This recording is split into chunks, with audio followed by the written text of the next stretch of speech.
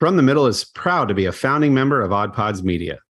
Hey, boys and girls, are we still allowed to say that? Welcome to episode number 163 of From the Middle. We're a comedy, culture, entertainment, and interview style podcast.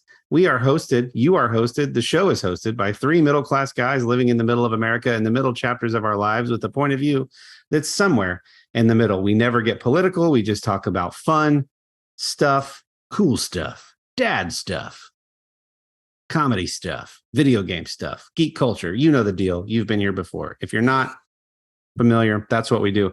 In this week's episode, we do another round of answers from the middle that leads us into another rousing conversation about tipping etiquette. It's just such a fascinating subject that we've hit on it so many times now. We talk a lot about the fact that Kendall is not a minivan guy. I tell a few stories about my recent trip to New York City, and Dillon licks a can with COVID. So have a great day and enjoy. Bye. Oh, for the love. Sorry, just clearing my Mountain Dew hole. I got my phone hole cleaned today. That's where you keep it?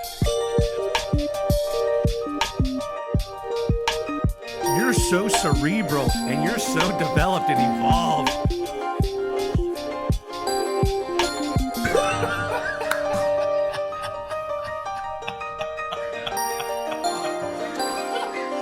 From the Middle after dark over here. Hey everybody, it's Wednesday, and that means another episode with us. From the Middle show. That's Dillon. That's Kendall, and I'm Kory. And it's been a minute since we've done our segment Answers from the Middle, so I thought I would start this episode by reading a few of those to you guys. If you don't know, Answers from the Middle is like a fun, non-serious, don't take this advice, we're just idiots. If you have an actual problem or challenge or concern, we are not professionals. It's just fun, like weird etiquette, how to handle type situation things. And we just sort of weigh in with our thoughts. So the first one, is there a number of items that's just too much for the drive-thru and that you should just go inside to order? I'm thinking about Taco Bell specifically and heard that Dillon once worked there. So is there a number of items where you're just being a jerk? You should really just go inside and order, save the people in the drive-thru, save everyone behind you. Thoughts? I just want to, before Dillon answers, because I think Dillon should answer first, I want to point out to everybody who's watching on YouTube that Dillon is going full Bob Dylan today with his hairstyle. I appreciate that little nod. And then also, for those of you who are only listening, which is virtually all of you via podcast, you're about to hear how Dillon is sounding these days. And Dillon, you go. I ate a butterfly. It was so small. Am I reacting to the question? Is that what we're doing? Okay, you're doing whatever you want with that. I threw it to you in a very weird way, and I put you on a very awkward spot. And I essentially just made fun of how you look. But fine, it's fine. This is just how I look now. This is just my look. This is new home, having to do manual labor, Dillon. Yeah. No amount of lifetime could have prepared me for this. Like my lifetime, somebody's lifetime, sure, but not my lifetime could have prepared me for this. How many items at a time? I feel like I'm really nasally when I'm answering this question.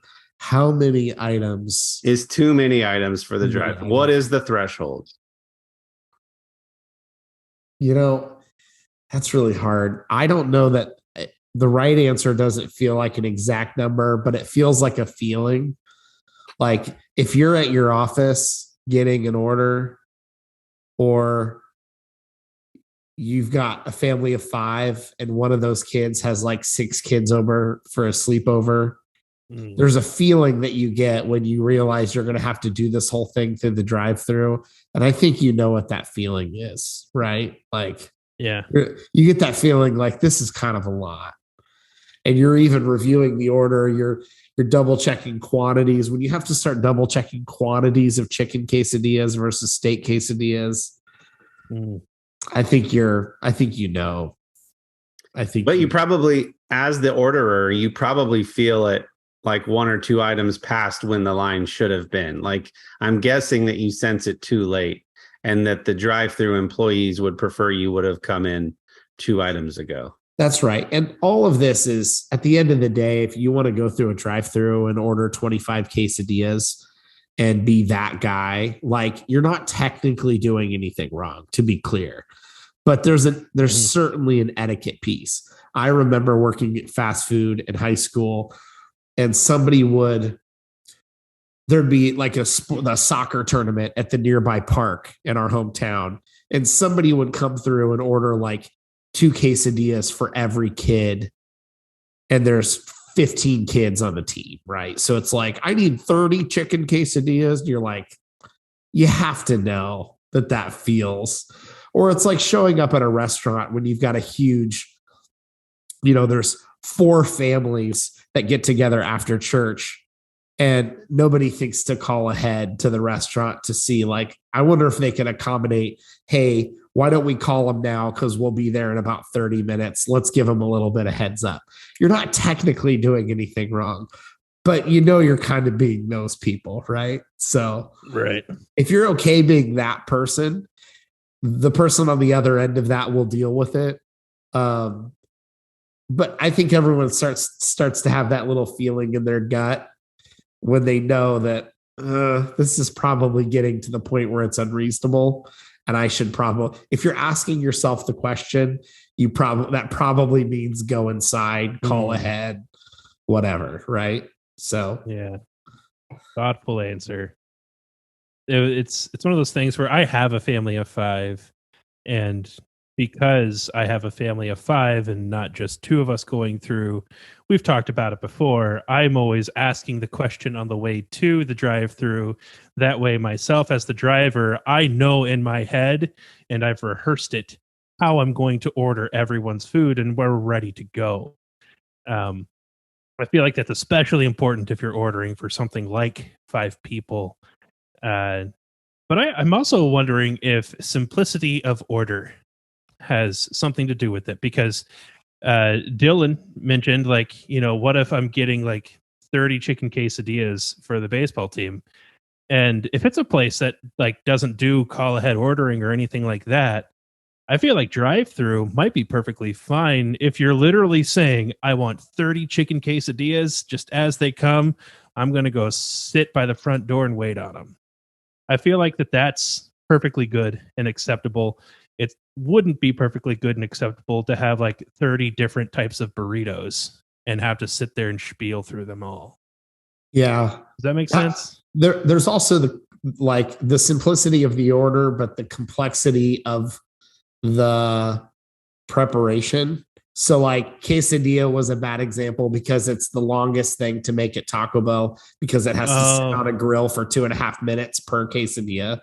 And they usually only have one grill. So you can do 2 at a time times 2.5 minutes times 2.5 times 2.5. But the equivalent would be like, if you're calling ahead to order, to insert generic chain restaurant for a bunch of chicken tenders and fries, that's a lot different than 10 steaks.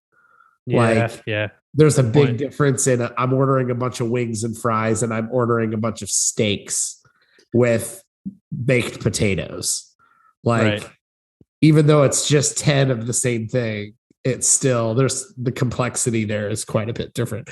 I love the nuance of the question, or really the answer, because as you start to dig in, you're like, everywhere is call-in if you're thoughtful enough. Like, even your local Arby's can be a call-in restaurant and take call-in orders if you're thoughtful enough, to say, hey, I'm coming from a baseball tournament. I need 20 roast beef sandwiches in about 30 minutes. How would you like me to do that? Would you like me to come in, Would you like me to just go through the drive-thru? Are you going to start making them, in the next 10 minutes? Whatever. But it's really fascinating because it would change by restaurant, by order, by complexity of order. And I love the question. So this question came in, I saw it, and I decided on my next Taco Bell visit, I was going to ask the kid at the window the question. And his answer was the third point you guys just made. It's not about specialty orders. It's about the complexity of each item. Right. Some items are very fast. If you're doing 30 soft tacos, not a problem. 30 quesadillas, big problem. But the average person doesn't know that or appreciate what goes into each item. So it's like an unspoken, just like, if you feel like it's probably too much, it's probably too much. Get your lazy bones into the store or call ahead. Yeah. And you also can consider, if you're a family of 5 and you're just ordering for a family of 5, a restaurant sees a family of 5 a bunch of times all day, every day in any combination of orders. So if you're just ordering for 5 people, that's not weird. If you're ordering for 25 people at the office, that's not normal. So there's that element too. No family of 5 really needs to think about what they're ordering and if they need to really be ahead. To your point, Kendall, because that's pretty normal. 4 and 5 people come in and order all the time. That's good to know. So I can stop overthinking that. Yeah, because if you think about a family of 5 at an example like Taco Bell, it's completely reasonable that all of them would order 2 to 3 items per person. So you're talking about anywhere from 10 to 15 items. That's not a big deal, even if they're kind of complex, because it's a certain number of items. If everyone in your family is doing a taco eating contest and there's a family of 5, then we're talking about hey, I need 10, 12 taco combo packs for my family of 5 who's doing a taco eating contest at youth group. Well, okay, then let's phone ahead, friend. Yeah. Yeah. And just one other thing too, because what gets me to say this is that, interestingly enough, there are some places such as Taco Bell where when you order online, that doesn't queue them up to start making your food. That just sends the order to them, and it just hangs out there in Cloudland until you show up through the drive-thru and give them your name, and then it comes through, and then they start making it. Yeah, they still have the oh crap moment. They still have the oh crap moment, even if you think that you were alleviating them of that. And I think that is just poor planning on Taco Bell's part. But akin to that, a while ago, before online ordering was ever a thing, actually, I think before kind of smartphones were a thing at all, I was working for a company and I was low man on the totem pole. I was often running out to get lunches for the place. And so ordering lunch for a bunch of people at a fast food restaurant, I can vouch for the any place can be a call-in place, because I would call in to Arby's or to Skyline Chili or whoever. And most of the time they will take your order and then they'll say, hey, can you be here in 15 minutes or whatever? And we just do that. But every once in a while you get over the phone, the kid who doesn't know what's going on, has zero initiative to even think, well, I don't want to make decisions. You just get to, I'm ordering for a bunch of people. Do you want me to go ahead and place that order now and then I can come pick it up in a bit? And you'll get I don't know, just come in. And that'll be their answer, something like that. I'm like, okay, well, you're bringing this on yourself now. So he'll have no fury like a Kendall scorned. Oh, that's good. I think we thoroughly answered that one. Here's another food related one that came in via email. Hey there, from outside the middle. I heard this question posed on the latest episode of the 500 Section Lounge. Interesting. That's a Odd Pods Media show, and thought I'd get a take from the middle. They had a hot dog expert on, and the question of does ketchup go on a hot dog came up.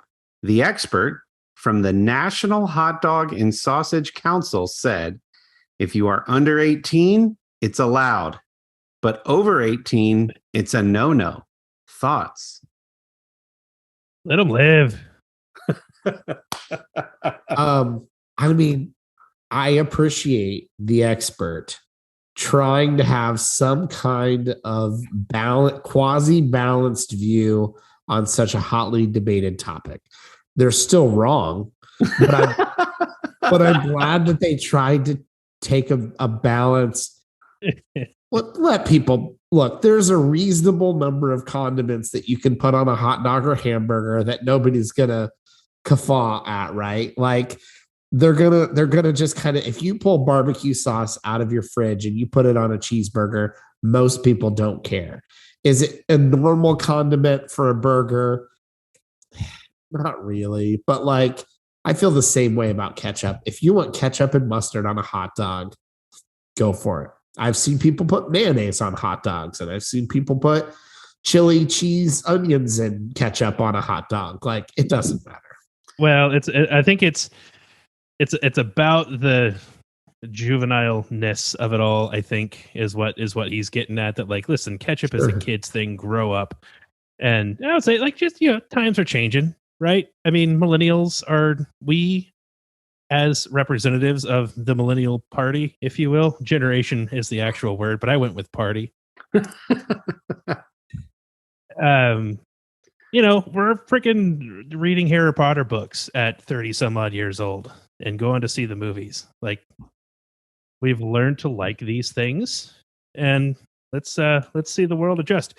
Listen, there's a lot of things that we ask for that might sound unreasonable.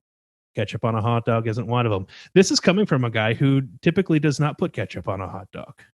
But so I think the answer will be that we need to go listen to that episode of 500 Section Lounge. My question would be, is it about the fact that it's ketchup, or is it about the fact that it's any condiment at all, and the hot dog and sausage purists want you to taste the cylindrical meat in all its glory, sans condiment? There's no way of saying that without... If you said anything other than hot dog, and it's just going to sound weird. If they're okay with mustard or plain, then it's not the purity of the sausage. Then that's what I'm asking. I don't know. That's what I'm saying. Oh, yeah. I'm sure it's not. If I'm saying if they're okay with mustard on a hot dog, then it's not that they're anti-condiment. Right. It's that they're like ketchup is sweet. Yeah. Right. So they're anti-ketchup, not anti-condiment. I think that's right.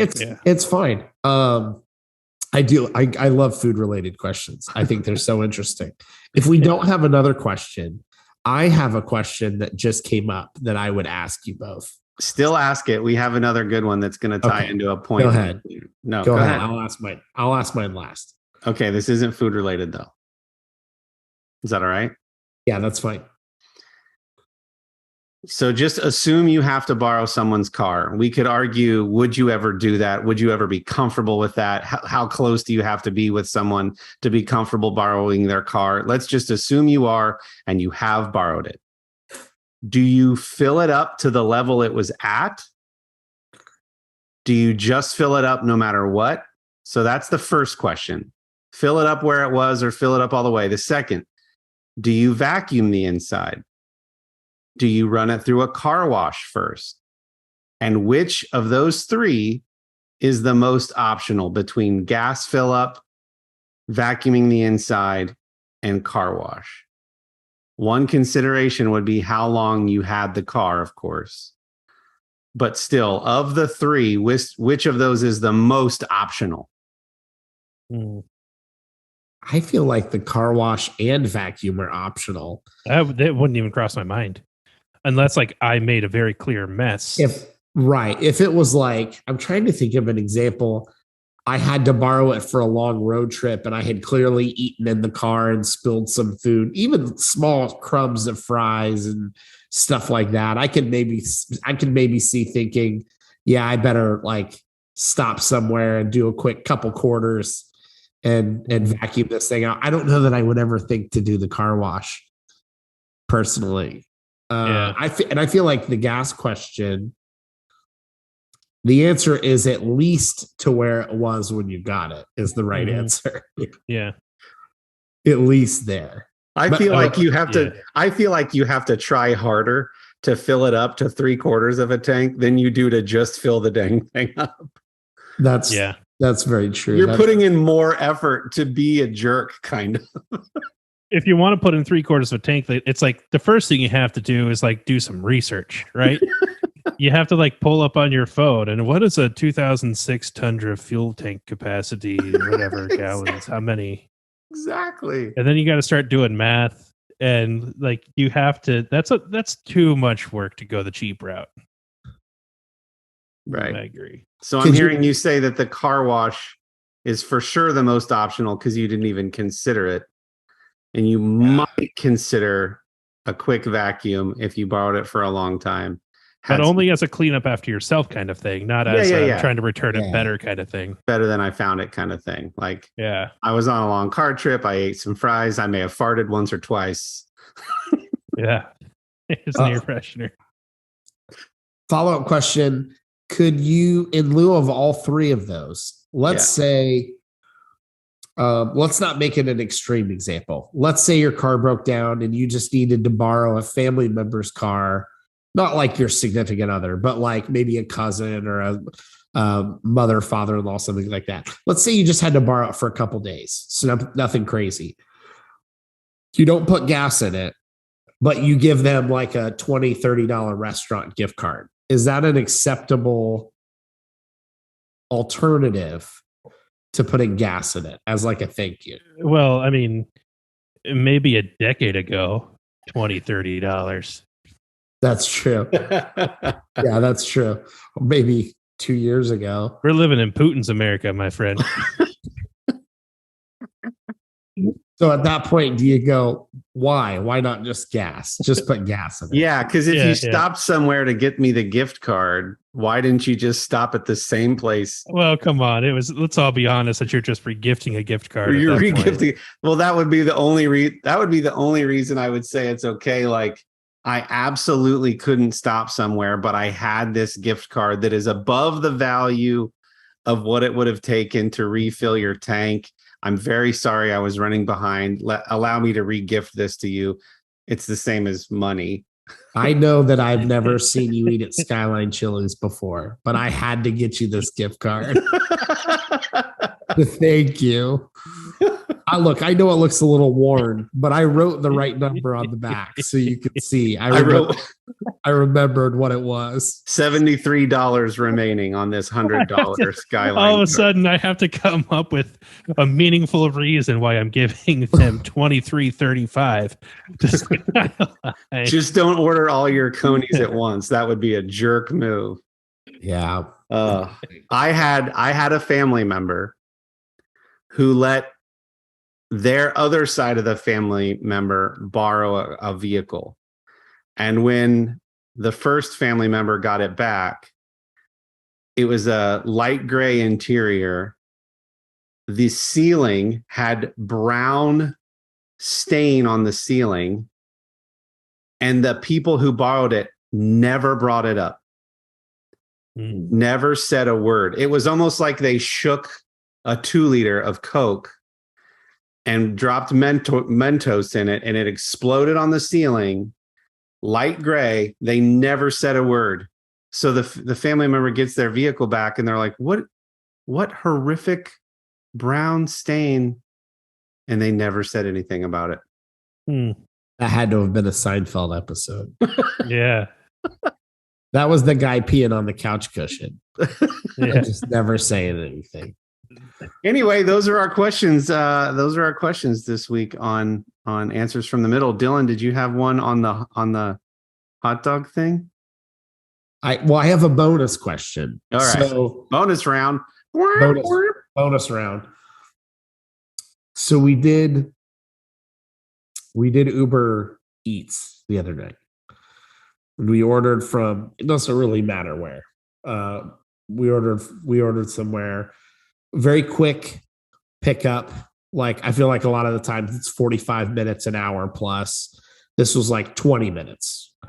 So very quick, food was ready. Got it back pretty quick. Noticed when we opened the bag, only one entree was inside. We ordered 2 entrees, only one entree. Mhm. I realize it's not the delivery driver's job to check like a closed bag. Right. Yeah, they're not allowed. Right? It's not their job. Right. I mean, at least they could walk in and say, hey, is this the order that has this and this? Like there's 2 entrees in here. There's whatever. Cool. Thanks. Maybe he did that. Maybe they said yes. I don't know what happened. I knew that our order was wrong. I knew I had to go back into the Uber Eats app to try to figure out like what pops up on the screen for the next step of, do I talk to customer service? Do I whatever? So the option, which I don't remember this being the option before, the option is Uber Eats, the app, will put me in touch with the driver by calling, like a neutral number calls me to like put me on the phone with them. And so I get the driver on the phone. I think his name was William. Hey, William, you just dropped off food at our house. Thanks so much. I opened the bag and noticed there was only 1 entree in there. Did they say anything? Because I figured it's not his fault, but I at least, want to try to gauge what happened. And he kind of nicely, it was like a little bit exasperated. He was like, yeah, I mean, it's not, we don't check the bag, but like he proactively then said, but I'll go back and see what they say. And it's not very far from my house. But he went back and before he hung up, I said, okay, great. It was the yada, yada, yada entree, whatever, the one that was missing. So here's the question. Delicious. Yeah. In that moment, it was delicious. In that moment, especially with lots of ketchup on it, in that moment, I realized that the tip is editable still. And I think to myself, should I go back in? He's doing something he doesn't probably have to do. Should I go in and bump up the tip? Yeah. For him going back to the place? Or bump it back down because he didn't do his job. Well, either way. So like it's not his job. He did do his job. Yeah. Right. He's not allowed to look in the bag. And to be fair, I don't know that he didn't do his job. Right. He might have walked in and said, hey, is this entree 1 and 2? Yes, cool, thanks. And then just sets it on my doorstep. Now, you could probably look at like the items and probably guess on the bag whether it was enough. But like, again, still not his job. So I went into the tip and edited it up to give him more of a tip because we just got off the phone and I thought, I hope he sees that I changed it up because he proactively offered to go back and check on it. But that's the question. Their whole system is set up to like automate so much of this. The order should have been right. That's on the restaurant. That's not his fault. Right. He had to go back. Well, he didn't have to. He offered to go back when I called him. I don't know what the etiquette is there. I feel like I did the right thing, but I don't know that I did. There might be people who order way more often are like, oh no, you don't do that. You just message customer service and complain to them and then they'll give you a credit and then whatever. I don't know. Any thoughts? I think that the extra tip is certainly the way to go there. Again, you can afford it and all that. And, there are people who are on a budget and they've budgeted that tip into their meal and everything, and maybe they can't afford it. But if you can, go for it, I would say, certainly in that situation. I would say that I've had problems like that before with food delivery, and I've just gone sort of like back through the app channels, or like live chatted with somebody or something and handled it that way. Including one time where they, where it wasn't a credit, they were able to just kind of reorder it and give a big old do-over. And that was because like the driver either picked up or at least delivered to me the complete wrong order. Someone else's food was dropped off at my house. And in that instance, I did. I remember this was DoorDash, and on DoorDash, it gives you a phone number you can text or call. I tried to call, I tried to text, and I did not hear back. And so I contacted DoorDash, and DoorDash reordered it for me, and I got it redelivered. So we ate the guy's food and our food. And oddly enough, it was from a place that we had never tried before, and we liked the wrong order far better than our own. So, is there a situation where you've ever gone in to edit the tip and edited the tip down for any reason? I didn't even know you could do that. No, and I think you did the right thing for what it's worth. No, I want to be clear. I didn't add like another $10 tip or something. Like I think the tip was like $5 and I added like $1. So he's still driving for Uber Eats, is what you're saying. Yeah. You didn't pull him out of that. Not that generous, right? Okay. So I mean, I just heard something for the first time with Uber and tipping. I've heard of riders tipping a significant tip at the beginning of the ride, because now you can tip and they get notified the minute that you enter the tip. So they tip like 10 or $20 at the beginning of the ride and say, I'm not doing the stars. I'm not doing the rating. I'm not doing a post ride tip. I'm tipping you now, and lets the driver know. And then, because the philosophy is like later in the ride, then if he says, hey, can you put the window down, or hey, do you mind turning the AC up a little bit? Or he's like glad to do it now because you've like pre-tipped the experience. I thought that was interesting. That sounds a little like, so obviously we just moved. We hired movers to move our stuff. There was 3 of them. They did a very good job in the first half at the old house. Except by the end, you could tell they were getting like, it was a super hot day, to be fair. We had lots of bottled water ready for them and stuff. You could tell they were getting really tired, and they were getting being a little more forceful with our things, like upstairs through doors, just up onto the truck. And then you're just a little, you hear them kind of, not but throw something up and it land a little hard. And you're like, ooh, it's not how I would have loaded it, but I also would have taken me a lot longer. So I had been thinking about the tip for the movers and how much and when and all that. That was a thing. And it dawned on me, before we get to the new house, I'm going to take the tip right when we get there, because they just left really frustrated. It was kind of lunchtime. They decided to work through lunch. That was their choice. I asked them.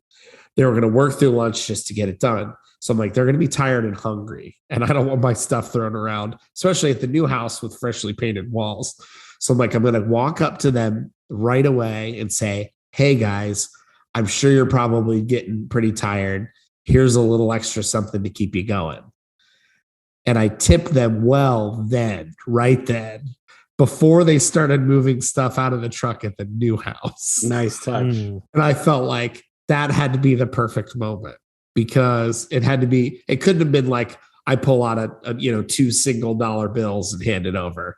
Like, it was a 20 per guy.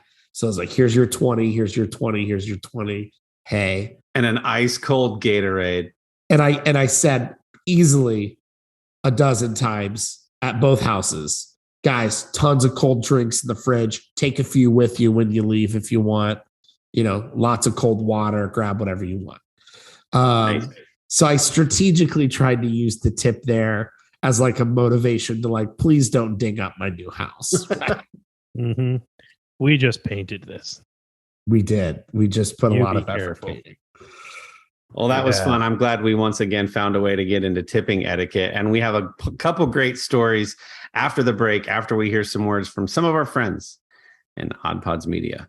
Hey man, it's me, Kevin Smith. Everybody knows at the root of any good relationship, any relationship worth anything, is the only thing that matters between two people. And I'm talking about television. That's right. That's why you should listen to Married with Television, man, which is a podcast by my friends Shannon and Jamie, I call her cat ears, about movies and TV that they have loved for decades, man. You listen at marriedwithtv.com or anywhere you get your podcast. They are proud members of the Odd Pods Media Network, man. Married with Television. So we were talking about gas in cars. It reminds me of this story that I came across today, which is there's a guy who was driving and ran out of gas on the freeway. And as he's coming to a stop, he slams into a bee. The bee hits the windshield. And the bee's like, hey, what's going on here? And the guy's like, oh, I'm sorry. I didn't see you there. I'm a little frustrated. I ran out of gas. I'm stuck. And the bee says, oh, you ran out of gas? I'll be right back. So the bee leaves. He comes back with a whole swarm of his buddies. And one by one, they all fly into this guy's fuel tank, right? They're in there for a couple minutes, and then they come out. And the guy turns on his truck and fires right up, runs like it never ran before. The bee is now sitting in the passenger seat with him, and he just like takes off, and his car is just like it's running, it's purring, it has never run this well before. And he said, "What'd you put in here?" The BP.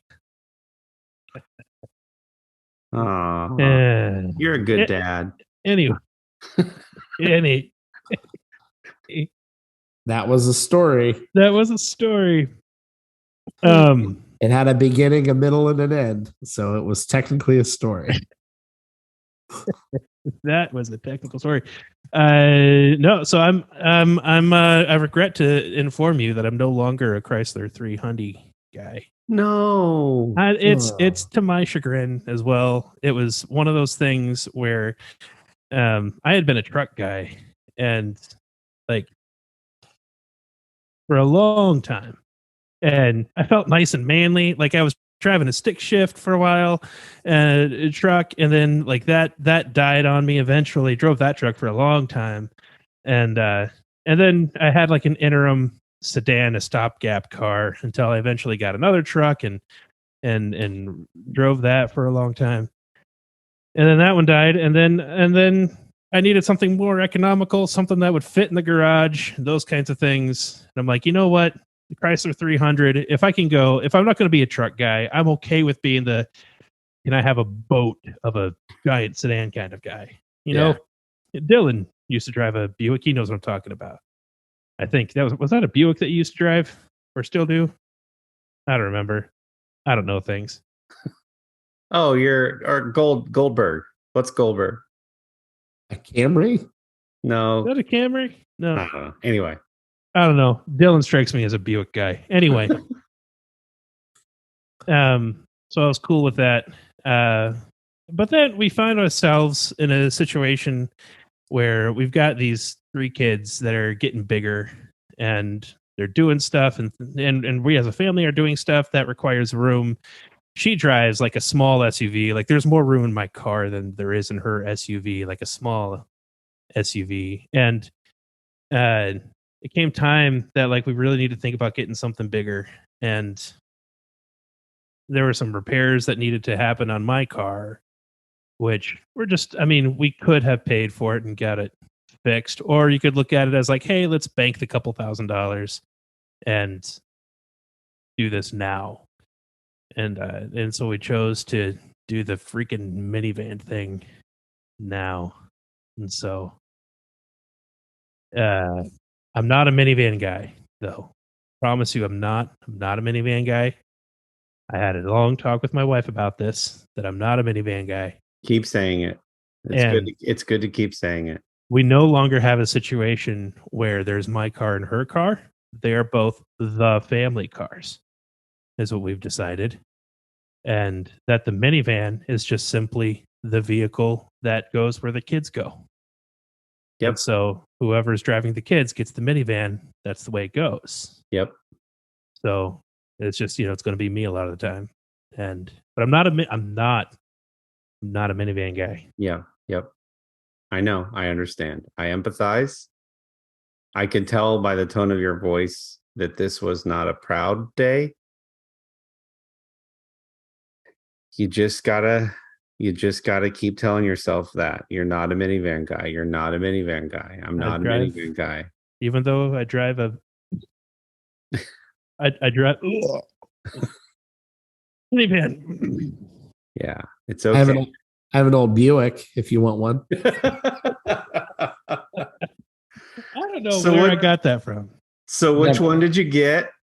Pacifica. Nah, the Chrysler version. Nice. That's the version. It's all about the stow and go with the Pacifica. The stow and go seats. Available on all-wheel drive these days. So we got an all-wheel drive with stow and go seats. I've said this before. People hate on minivans until they want to go on a long trip with you or need help moving. And then they're like, these are really great. Yeah. Speaking of cars, so there's a thing that happened today where the wife is out of town and the minivan we're having a couple things done to it, so we don't actually have possession of it yet at our garage, but we will by the end of the week. So I'm driving what is formerly my wife's SUV, but now it's our SUV, and take the kids out to eat, and I let them get sodas from the soda fountain machine, which I don't always do. This time I did. And so we're eating in the subway, drinking our sodas, and I let them get a refill to take with us. And we had plans on then going to the library to return some books and get some new ones after lunch. And I don't even get out of the parking lot, and an entire full cup of sugary, sticky soda falls all over the floor. Mm-hmm. And I just couldn't help but think to myself, man, this is my fault. Like, I normally am not letting them bring these kinds of drinks into a vehicle. But this is just suffice it to say that I am pickier about how neat and clean I kept the 300, my car, versus how neat and clean my wife kept hers. And so that kind of thing didn't seem like it needed to be as much of a rule in her car. But there's all kinds of toys and junk and stuff all over the floor back there where the kids always are. And we get home, I'm just like mad, right? Because now our like, we can't go to the library. I've got to go home and take care of this mess now. And so we do that, and I'm just like throwing away all their stuff because I'm not going to be cleaning goo out of toys that they didn't even know existed until like 30 seconds ago. Oh, but that was my favorite toy. Exactly. Send them inside, get a trash bag, and just start going. And so I'm doing all of that. And then I'm like thinking to myself, do I need to become the no food or drink in the car guy, especially now heading into getting a newer vehicle, the 2021 newest vehicle we've ever owned? Like, do you guys have any rules like that? No food, no drink. What are your rules? I remember it being a a progression of acquiescing to. So it starts with no food and drink in the car. And then you go, all right, you guys can have sandwiches and fries, but no ketchup. And then it's always like, help your brother with his high C. And then it's like the van gets after so long, after your family's used it enough, you're like, whatever. So it starts with like no food and drink. And then you're like, all right, fine, just dry stuff. And then you're like, you get a ding in the door. You get some Cheerios under the seats. You get some scratches on the leather and plastic. And you're just like, whatever. It's not worth. That's how I remember it. Yeah, that's too impractical because I would break the rule first. Like, I'd be like, well, why can't I have nuggets with dipping sauce while I'm driving? Doesn't seem practical. I need to eat. Well, on the road. And all on, I mean, there's some rules that are that's understandably just for the kids, right? Yeah, this whole and console, even the kids understand that. Like you can tell them, well, I'm allowed to have honey mustard sauce with my nuggets because I'm better at this than you. So, do you know how many bean burritos with no onions that this console can hold up here? Like if I lay them horizontally with the seat, I could easily put 6 or 8 bean burritos stacked up here, and that's not even seat warmer on. And I'm good for a good long road trip. Yeah. They're gonna stay. Look, they're gonna stay good for weeks. Oh, that's awesome. That would have been impractical at my house. No All right. rules. Well, All let right, me just wondering. let me know where you get with that and what the new rules for the Pacifica are. I'm curious to hear how that goes. I don't remember what color the carpet is in the Pacifica. That's going to play into it. If it's black, obviously, I'm not going to care Yeah. nearly as much. Everything washes out, but meh, we just had our minivan was sitting in the driveway underneath the basketball hoop when the really bad storm came through this weekend. Yeah. So we have 2 new dents in Oh. the Odyssey, and it's just like over time you're just like, oh, $30,000 vehicle, it's fine, just beat it to crap, who cares? It's the Yeah. family beat it up mobile. I used to care, and I was like adding up what it would cost to pull the dents and buff out certain scratches, and I had like a figure in my head of roughly what it would cost if like I want to take it through the dealership and hey, get all those things knocked out, get it looking good again. I'm like, forget it, it's not, because it's the No. family vehicle, it's not my vehicle. Yeah, exactly.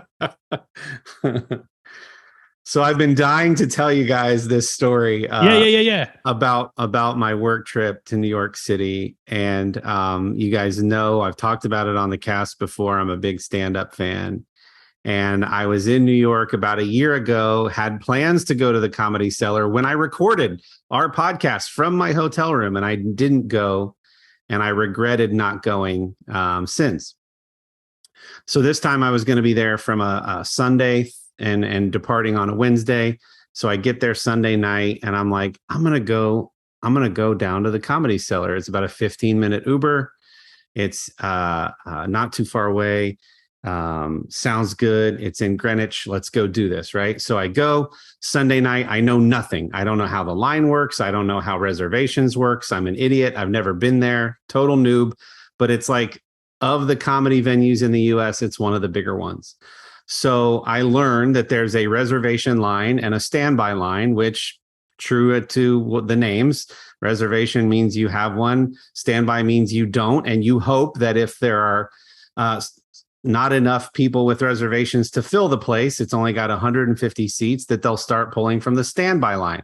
So I'm in the standby line. I meet a nice gentleman from Finland who was traveling through New York all by himself. He's a big stand-up fan, where we find out that they're going to start letting people in the standby line in. We're so excited.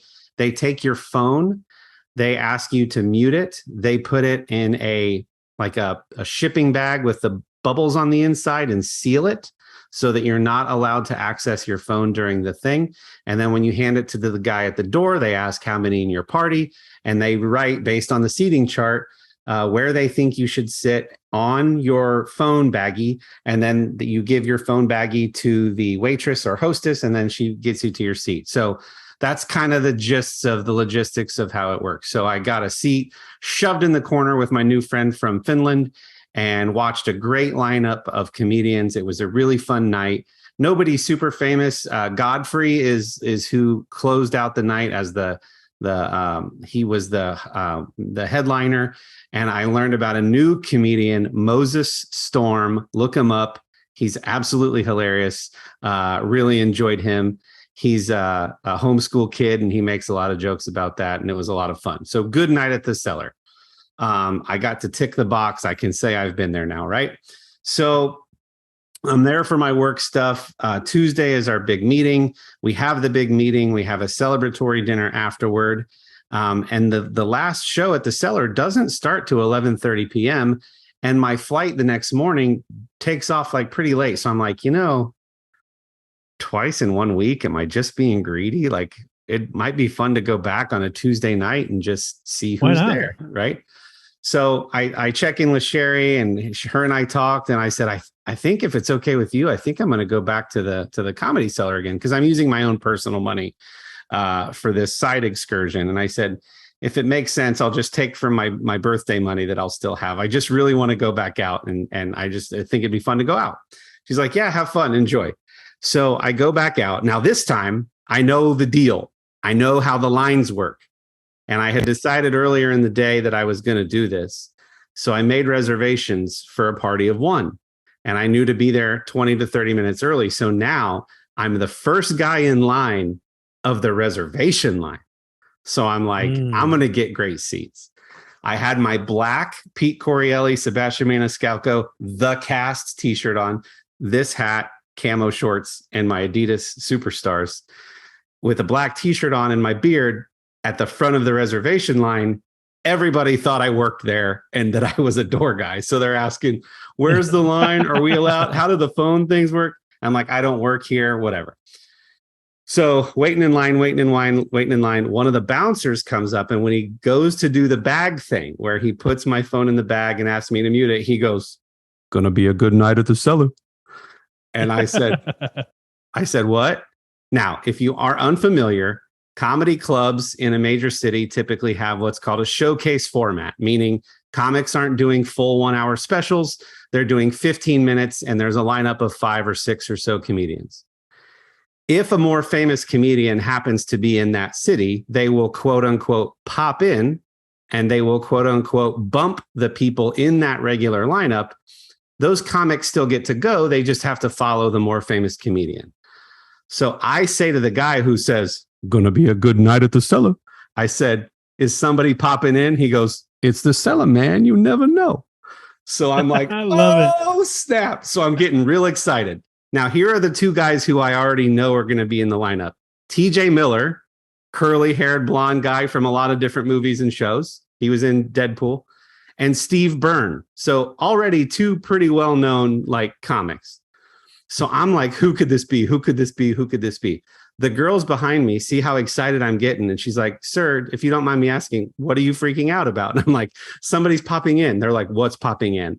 They don't know any comics. They don't know stand-up. They're not fans of anybody. They don't know who TJ Miller is. They don't know who Steve Byrne is. I'm like, it basically means somebody famous is going to pop in. So as I'm standing in line, before they open the doors, I see Sam Morrill, who's dating Taylor Tomlinson. He's standing over by Steve Byrne outside of the Cellar. And then Dillon, Ryan Hamilton from Happy Face is standing there. So I'm like, it could be one of those guys. Who knows, right? So I give my baggie to the doorman. I'm the first guy in line. So I'm thinking I'm going to get a front row seat. He writes my number on the bag, but I'm by myself. So that probably hurts my chances, meaning they might kind of shove me wherever. So when they go to usher me to my table, there's such a buzz in the room. Mind you, I had been there a couple nights prior, so I knew what normal looked like. There's a whole camera and AV crew with all their gear at my table, so I can't sit down yet. And there's extra security guards with this fancy, like, movie quality AV equipment at my table. So they're like, "Sir, I'm sorry, you're just going to have to stand over here until your table's ready." So I'm just getting more and more excited because I'm like, this is like Netflix quality production AV stuff. And I'm so excited. So anyway, the host of the show gets up, Will Sylvince, great guy. I ended up talking to him. He's from Haiti. We talked about Haiti because I told him I had been multiple times. We made a connection. It was cool. He gets up to host the show. First comedian gets up. It's a local girl. She does 15 minutes, does a great job.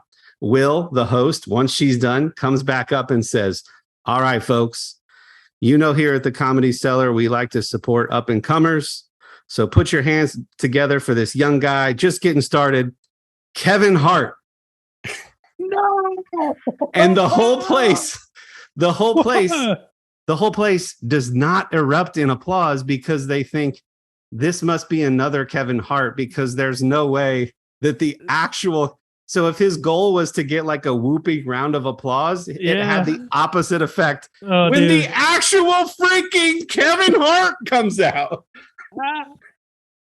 So Kevin Hart was in town with Chris Rock. They sold out Madison Square Garden and Barclays Center that following weekend. So he was just there to practice 15 or 30 minutes or so of his set.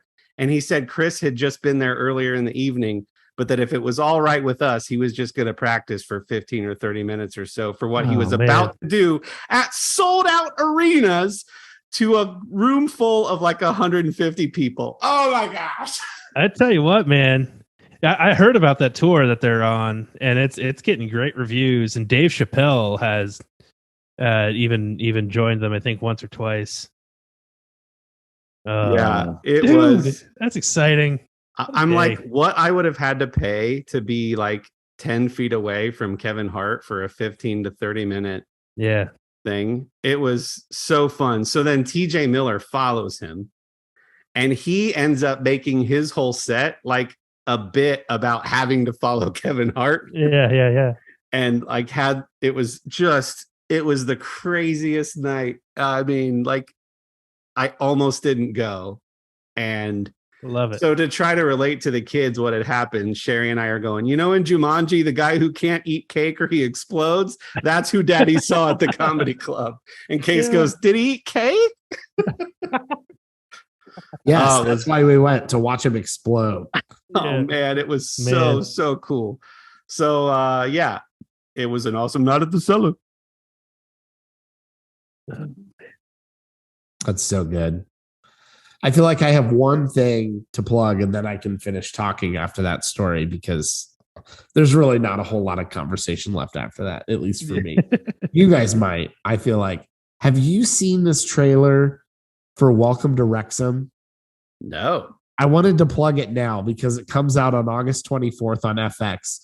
I see this trailer with Ryan Reynolds, speaking of stand-up comedy, and Rob McElhenney, and those two have gone to Wrexham, Wales, and purchased a majority ownership in the Wrexham Association Football Club. This team that was about to go under like 10 years ago, but this tiny little Welsh town like pulled their money in 401ks or whatever they have to like save the soccer club. And now Ryan Reynolds and Rob McElhenney own it. And this trailer, after coming off of watching Ted Lasso, this trailer, it's for a docuseries. It's not a scripted series. Looks so good. And it's about them. Like you see them like tour. And I know I've watched a bunch of interviews and stuff. Like just them buying the team immediately got them like a TikTok sponsorship. And like they sold the team sold more jerseys in 1 week than like, half of what had sold the whole previous season, and they're immediately jumped to like 10,000 fans a game. And it's just crazy. And one of the kids, there's sort of the first like public interviews. They're in the stadium and they're both kind of answering questions. And this little kid's like, we were wondering like, what was your connection to like buying Wrexham? And they admit like, we didn't really have, specific connection to this team, but we were just excited about, what, and then the kid's like, well, me and my dad thought maybe because Deadpool was red and our team colors are red. And then immediately Ryan Reynolds is like, I'm sorry, that's exactly why. That's why we did it. We, it's just so cute and sweet and awesome looking. And Ryan Reynolds just seems like such a good dude. And I know a lot of people are Rob McElhenney fans. I never really got into Always Sunny in Philadelphia or whatever that show is. But tons of people follow it. So if you haven't, I've been watching all kinds of trailers with San Diego Comic-Con having just happened. But one of those that I stumbled upon was Welcome to Wrexham. Check out the trailer because I think that's going to be a fun docuseries to watch. He's riding the Ted Lasso wave, man. He's like, I want to be that next guy that everybody's talking about doing exactly what Ted Lasso did. Yeah, so funny. It looks really, really good. Interesting. Yeah, that'll be a good watch. I'm excited for that. And there's the connection, Dillon. The segue was TJ Miller, who was in Deadpool. So there you go. That's true. Yep, I totally planned that. Absolutely. So this is a funny story. We can maybe wrap up with this one. 2 drink questions. So the night before our workshop with the customer, we have this big fancy dinner at an Italian restaurant in Midtown. Now there's 35 of us, so we can't even sit in the actual restaurant. They send us down to the basement to a big banquet room where we have our own private wait staff and everything. So all the place settings are placed around a super long table, but everybody's mingling in the corner of the room, sort of, where there are waiters coming around asking what everyone would like to drink. And I order a dirty martini with olives. And so the drink comes around. We're not seated yet. This is supposed to be like social time before everybody gets here and before we sit down. And the martini is one of the fancy ones where the olives have pits in them. So I'm drinking the martini, I'm eating the olives, and I bite hard into the pit. And I'm like, oh, what? There's CEOs, like executives all around. I'm like, what's the etiquette with like the fancy olives? I don't know what to do, and we're not seated yet, so I can't grab a napkin and just do the fake I'm wiping my mouth thing and spit it into the napkin. I've got to figure out what I'm not going to spit it back into the drink, because now like I'm having conversations with executives and stuff. So I I put the whole olive in my mouth from the toothpick, and I bite away everything that isn't the seed. And then I just wipe my mouth, spit it into my own hand, and then just shove it in my front pocket because I don't know what else to do. What do you do? Do you guys know what you're supposed to do with the fancy olives? I don't touch olives because they're the most disgusting thing in the world. But I have to look that up. I feel like you handled it well. I mean, you could always try to find a wall or a doorway. You could like poke your head out to like give yourself a little cover. And then you kind of, what you did, just quickly get rid of it. It's good that you didn't like throw it on the ground or something silly like that. I mean, there's got to be a norm there somewhere, because obviously they don't expect you to eat the pit, right? They expect you to do something with it. So, listener, maybe this is a reversal of answers from the middle. Let me know what the heck am I supposed to do at a fancy dinner with no napkin, with the fancy olives with the pit? Yeah. On the other end of the class spectrum, have y'all been to KFC for that Mountain Dew Sweet Lightning? Not yet, man. Not yet, but I'm gonna. So it's exclusive to KFC. Yeah. And it's like supposed to be like a mango, pineapple, something mix. Okay. It smells when you go to, we just put a little bit in the bottom of our cup to taste it. And nose it first. Just nose it. It's like a peach ring. You know, when you go on a road trip and you grab yourself some peach rings at the convenience store? Of course. It smells exactly like a peach ring. Sherry says it tastes exactly like a peach ring infused with Mountain Dew.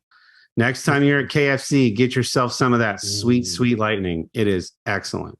And if those two stories don't perfectly illustrate for you why we are from the middle, I don't know what will.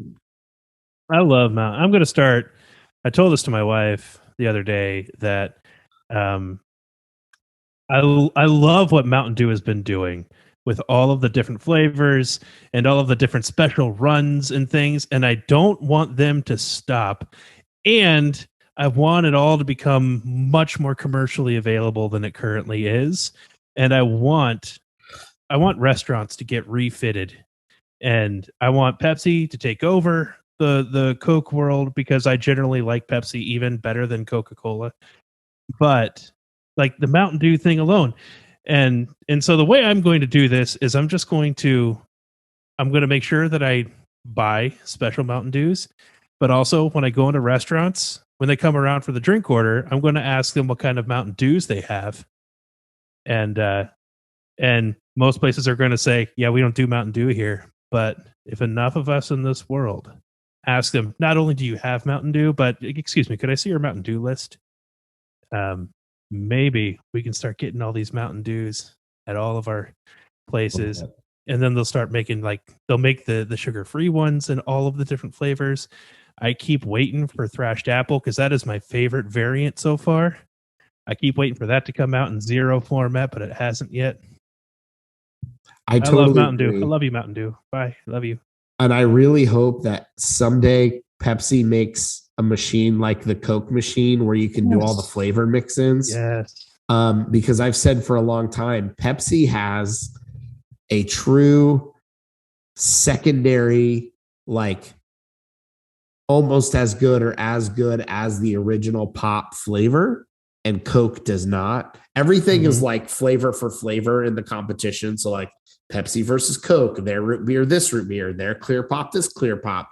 But like Coke doesn't have a Mountain Dew. Yes, they have but it's Mellow not even yellow, close. but it's not Mountain Dew. It's not even close. And everyone thinks Dr. Pepper is Coke or Pepsi. It's neither. It's its own neither. option. And That's why everyone has Dr. Pepper. That's why everyone has Dr. Pepper, because you can sell it with both.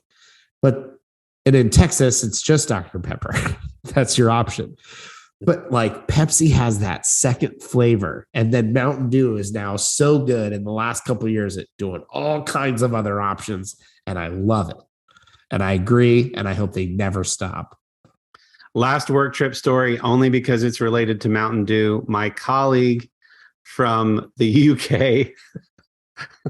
Whoa. Dillon, you're never knew Dillon's tongue was that long. There you go, YouTube. So anyway, my colleague from the UK, like, subscribe. Yeah, we were working together for this project. We're in Koreatown where there's a Taco Bell cantina, a 2 or 3 story Taco Bell. And we walk by and he says, we don't have a Taco Bell in the UK. Surely he doesn't mean anywhere. I think he must have meant like anywhere close that he can go. So I said, you've got to try it. So I walk in with him. I help him order. I said, well, you got to try a Baja Blast with your meal. Dillon, you'd be glad to know he got the cheesy, what is it that you say? Cheesy Gordita Crunch? Cheesy Gordita Crunch, chicken quesadilla, bean burrito, and a few other things with the Baja Blast. So I said, great job, man. Patted him on the back and said, I got to go because I had to get to the Comedy Cellar. So the next day I text him. I said, how was your Taco Bell? He said, I took 1 sip of the Baja Blast and threw it away. It was just too much. Everything else was wonderful. So maybe not the flight home. But anyway, he enjoyed it. So good stuff. By the way, yeah, my fancy tip for all of you that are Baja Blast fans that I found out when I worked at Taco Bell in my younger days. If you're at a Taco Bell that has Baja Blast and still has the pink lemonade, Tropicana or whatever flavor it is, if you mix those two together, it looks like dirty mop water, but it tastes like Skittles. So just mix that pink lemonade with Baja Blast and you can thank me later. Sounds good. Yeah. Well, thank you for the tip. Folks, that brings us to the end of this week's episode. We've got some listeners who are asking us questions in our DMs and inboxes about how to get started with Artiest Man. They're excited to try it for themselves as they grow their beards out for fall and winter. So if you didn't know, we're partnered with Artiest Man. That's ARTIUSMAN.com. They have amazing men's grooming products specific to the beard. Just get all of the things. Get yourself a good balm, a good butter, a good oil, a wooden brush, and get started. Fill your cart. Use promo code THEMIDDLE. That's THEMIDDLE at checkout to get 25% off your first order. And all of your subsequent orders will be tethered to us as the people who sent you. That will help us. That will help you on your first order. And that will help a local company using all natural products in the stuff that they make for men's grooming. They also have great woodwick candles that are soy blend candles, and their stuff's great. Anything else, fellas? Yeah. I want to say this, that if folks are growing a beard for maybe the first time, or maybe they want to grow a beard, but they've tried before and it's been like real itchy and they can't figure it out, and that's kept them from growing a beard, or whatever it is, or your first time getting into beard products, Artiest Man is also a good resource. Because, I mean, the questions of like oil, or they have like an extra thick oil now, or beard butter, beard balm. What's the difference? Mustache and beard wax. What do I need these things for? Do I need them all? One of them? What is it? Their website is a good resource. You click on one of the oil products, for example, and they'll give you a rundown on this is what oil is. This is kind of how you use it. This is who needs it. Here's what beard butter is. Fantastic resource as well. Yeah, well said. Well, this has been fun. We look forward to seeing you all again, hearing you all again, spending time with you all again next week on From the Middle. Thanks for tuning in. Bye-bye.